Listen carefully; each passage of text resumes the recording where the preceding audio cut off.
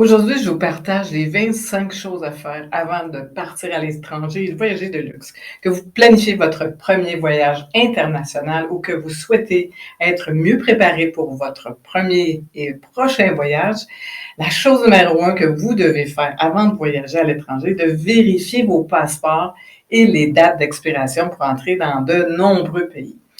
Eh bien, votre passeport devrait être valide pendant 6 mois après le dernier jour de votre voyage afin que vous puissiez être renouvelé à neuf en sécurité au moins 9 mois avant son expiration. Si vous attendez à la dernière minute, eh bien, ça peut vous coûter 660 à 400 dollars, dépendant de la situation et de l'entreprise avec qui vous faites affaire.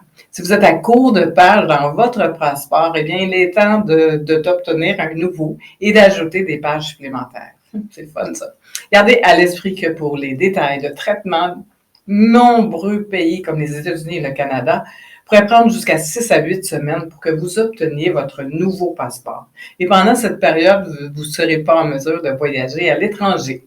Alors, renouvelez donc en conséquence. Des informations cruciales. Je suis moi-même citoyenne canadienne, donc si vous êtes dans un pays étranger, je vous recommande fortement de rechercher des informations spécifiques pour la citoyenneté à faire. Le numéro 2, avant de réserver quoi que ce soit, consultez les avertissements au voyage. Le gouvernement a-t-il émis un avertissement aux voyageurs pour votre destination prévue et peut-être rêvée? Si c'est le cas, utilisez votre meilleur jugement et décidez. Faites des copies de votre passeport, imprimez au moins 2 copies de votre page donnée parce que vous avez besoin de votre photo et de la date d'expiration qui est sur le passeport. Et je place en général une copie dans chaque sac dans lequel je voyage, juste au cas où je perds mes valises. On aurait besoin d'une preuve d'identité pour vous reconnaître, par exemple. Toujours garder une copie à la maison. Il y a un membre de votre famille qui peut vous la donner en cas d'urgence. Il est probablement que ça vous arrivera jamais, mais ayez une preuve d'identification personnelle quelque part et envoyez également des copies par email à vous-même. Très bon truc. Numéro 4, si vous voyagez avec des enfants, ça vous prend une autorisation de l'autre parent. Numéro 5, une chose très importante à faire est d'obtenir un visa d'accès à l'étranger si c'est nécessaire. Disons que si vous voulez aller en Chine, au Vietnam ou en Inde, et si vous êtes un citoyen canadien ou américain, vous devez payer un visa pour entrer dans ces pays. Cependant, pour la Corée et la Thaïlande, vous n'aurez pas besoin d'obtenir un visa en fonction du pays dont vous êtes. La situation des visas varie. Essayez de ne pas obtenir de visa à la dernière minute, tout comme l'obtention d'un nouveau passeport, comme j'ai dit plus haut. Il est coûteux d'obtenir des visas accélérés. Certains pays vous permettent d'obtenir un visa. Numéro 6, vous devez obtenir des vaccins de voyage. Les vaccins peuvent devenir coûteux, mais vous devez les prendre vraiment au sérieux. Bien qu'il existe des vaccins communs pour obtenir en tant que voyageur différentes destinations de votre itinéraire unique, eh bien, vous devez avoir des vaccins spécifiques dans certains cas. Je vous recommande de commencer à recevoir vos vaccins 6 semaines avant de partir en voyage. Certains vaccins nécessitent plusieurs doses et si votre médecin ou votre clinique ne l'ont pas, ils doivent commander plus souvent à l'extérieur et ça peut prendre un peu plus de temps. Essayez de faire autant de choses que possible à l'avance pour éviter toute anxiété, stress inutile et n'oubliez pas d'apporter vos dossiers de vaccination à rendez-vous parce que ça ne vous aura rien servi de faire tout ça. Cela vous permettra d'économiser du temps et de l'argent et moins de stress. Vous avez peut-être déjà des vaccins qui offrent une période d'immunité limitée. Vous devez donc peut-être avoir une nouvelle dose pour votre prochain voyage. Vous pouvez ressentir des effets secondaires comme des maux de tête, la fièvre ou de la fatigue. Alors, planifiez vos vaccinations en conséquence et n'oubliez pas de remplir vos ordonnances et d'en avoir assez pour la route. C'est très important. Votre destination de voyage pourrait ne pas transporter les mêmes médicaments que ceux que vous dépendez et c'est absolument nécessaire. Numéro 7, n'oubliez pas que les ordonnances pour vos médicaments, si vous utilisez par exemple des médicaments prescrits, vous devez obtenir des ordonnances avant de partir. L'entreprise de voyage exige que vous ayez à bord et vous avez besoin si vous en manquez. Numéro 8, soyez assuré d'emballer suffisamment pour durer tout votre voyage et encore plus d'en apporter avec vous sur vos bagages à main, juste au cas où votre sac serait volé ou perdu. Je parle toujours de vos médicaments. Certains médicaments d'ordonnance sont illégaux dans d'autres pays. Pour confirmer si les vôtres sont clairs sur le sujet de la santé, eh bien, informez-vous avant. Numéro 9, prenez soin de votre corps et construisez un système immunitaire fort, autant que vous pouvez rester hydraté. Faites de l'exercice, mangez des repas nutritifs, vous reposez et dormir de qualité avant la journée de départ. C'est super important, car quand on vole, on se fatigue très rapidement. Mais je sais que nous sommes tous occupés. Parfois, nous sommes fatigués. Et vous savez que nous restons éveillés tard à travailler, mais lorsque votre voyage arrive, vous devez passer à la vitesse supérieure et prendre soin de vous encore plus. Et je mets beaucoup d'accent là-dessus parce que c'est très important. J'ai voyagé beaucoup. Il est facile de tomber malade dans l'avion parce que votre corps est très déshydraté. Et si vous êtes déjà malade avant de partir, eh bien, votre état peut s'aggraver. Lors de mon dernier voyage, je suis allée au Maroc. Et la nuit avant, elle était très froide. Donc, j'ai attrapé une grosse grippe. Et quand j'étais en haute altitude, je volais, à fait, chaque vol, mon état s'aggravait parce que j'ai eu des transferts et ma toux s'aggravait. Donc, quand je suis rentrée à la maison, j'ai dû, en première priorité, me guérir et renforcer mon corps qui était très fatigué et malade. Numéro 10, avez-vous l'intention de conduire à l'international? Environ 150 pays l'acceptent, mais dans d'autres cas, les touristes ne sont pas autorisés à conduire. Par exemple, en Chine, vous avez besoin d'un permis de conduire chinois. Oui. Consultez la liste mise à jour des pays pour confirmer si vous êtes dans votre destination de voyage, vous permettrez de conduire comme vous êtes à la maison. Il y a 2 organisations qui délivrent des permis de conduire internationaux pour le Canada et les États-Unis, qui sont AAA et AA. N'oubliez pas d'apporter 2 photos de passeport et un permis de conduire canadien ou américain et 30 $. Sinon, vous devez en acheter un. Numéro 11, obtenez une assurance voyage. Non, on n'est jamais trop sûr. Tout d'abord, vérifiez si votre carte de crédit est déjà livrée avec une assurance voyage. Et c'est souvent le cas. Assurez-vous qu'il couvre des frais médicaux et juridiques. Le vol et les vols qualifiés, les pertes de bagages, les vols manqués ou annulés. Sinon, lorsque vous obtenez une assurance voyageur, obtenez celle qui couvre les dépenses liées aux urgences médicales, et c'est très important, les dépenses dentaires, ainsi que les évacuations en cas de catastrophe ou si vous avez un décès accidentel. Plus votre voyage est long et plus vous prévoyez d'obtenir probablement plus d'aventures. Oui, l'assurance voyage est un must. Quand je suis allée à Bali pendant 3 mois, j'ai acheté une assurance voyageur pour toute la durée de ce voyage. Le premier mois, j'ai eu un accident de moto. Je pensais que c'était bien, que je suis arrivée à l'hôpital et mes genoux ont enflé. J'ai dû marcher et je suis allée nager dans l'océan et après 2 jours, mes genoux étaient en si mauvais état. Donc, je suis allée à l'hôpital debout et heureusement, cela m'a presque rien coûté. Pour les 6 fois où j'ai été là, avec les médicaments, le coût n'était que de 52 $ canadiens. Je n'ai jamais utilisé l'assurance pour cela. C'est mon choix. J'ai toujours donné une copie des détails de mon assurance voyage à ma fille avant de quitter le Canada. Juste au cas où quelque chose m'arriverait. Elle n'aurait pas à payer de sa poche si quelque chose m'arrive. Voyager peut sembler très glamour et amusant, mais vous devez essayer d'être aussi responsable que possible parce que j'en parle, c'est ça être élite et être en conscience. Et si vous pouvez être responsable en préparant d'avance, c'est parfait. Le numéro 12, c'est la recherche avant de réserver votre voyage. Découvrez quels événements extraordinaires se déroulent. Les vacances, les festivals, les événements naturels sont-ils comme plonger avec les requins ou les baleines à La Paz, au Mexique, ou être au carnaval de Rio, à Janeiro?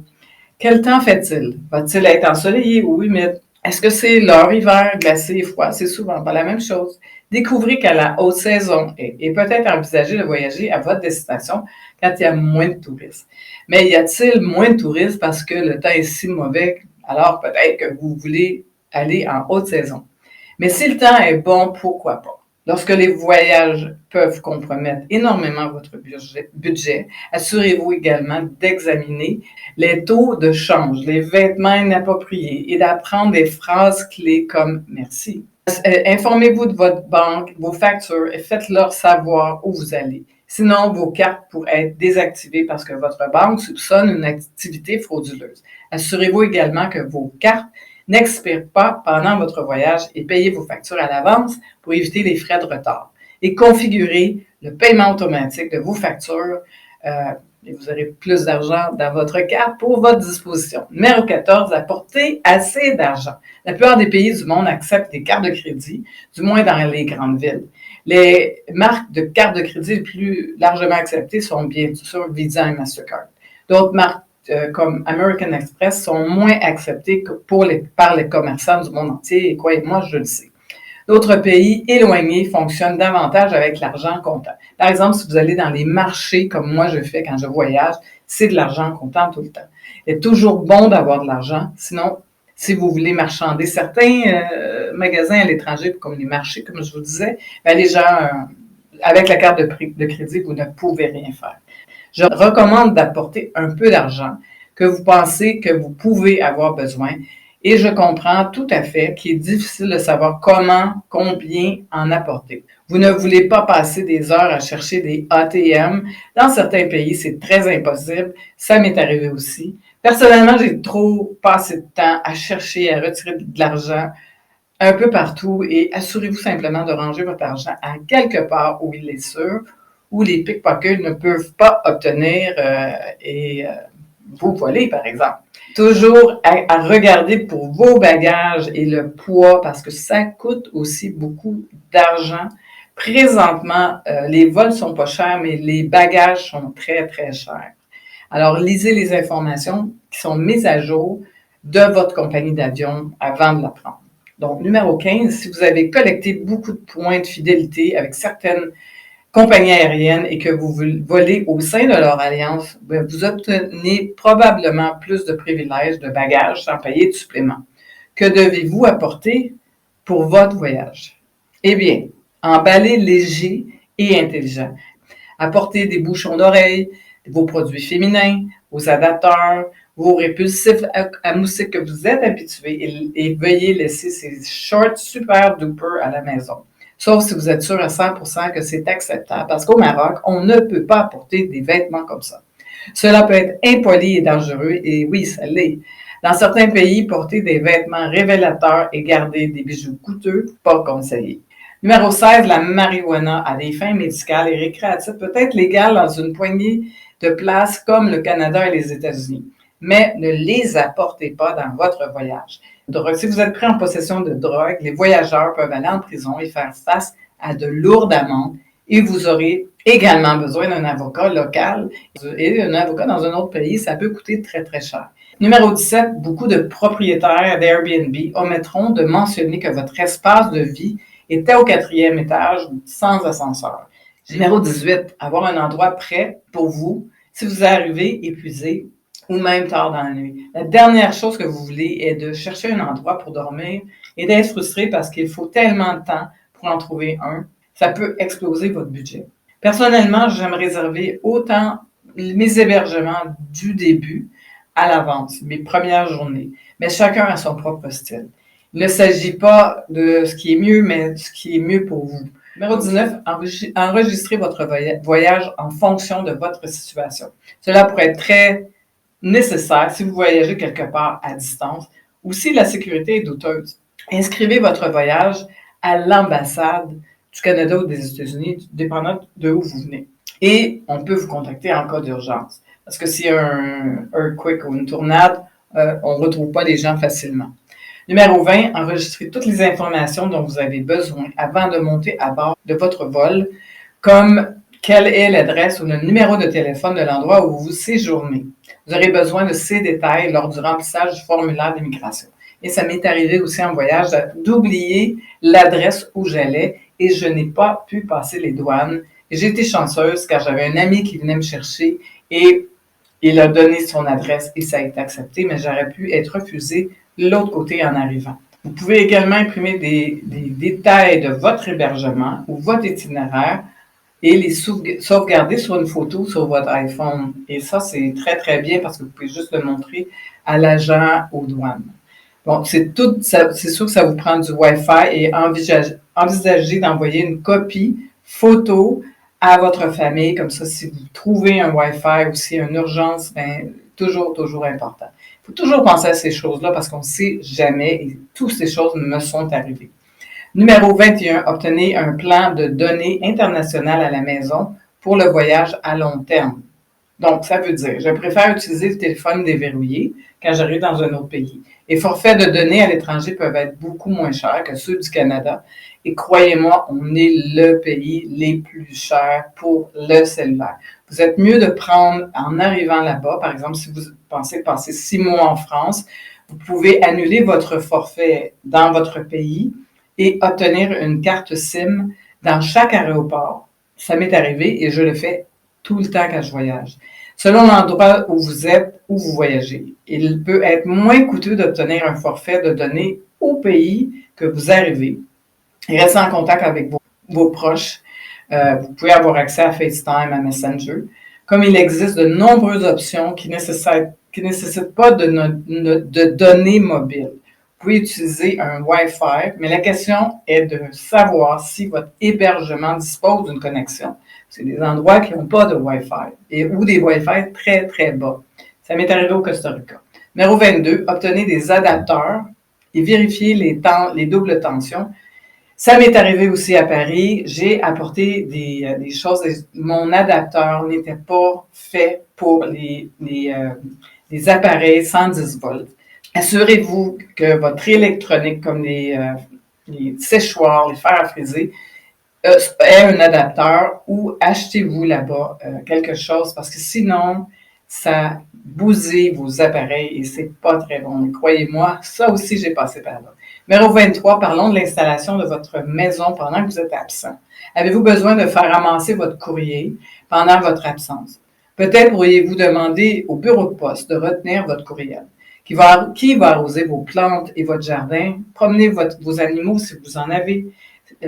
Souvent, on demande à la famille, mais quand la maison est vide ou les animaux se font garder, ben c'est très appétissant pour les cambrioleurs.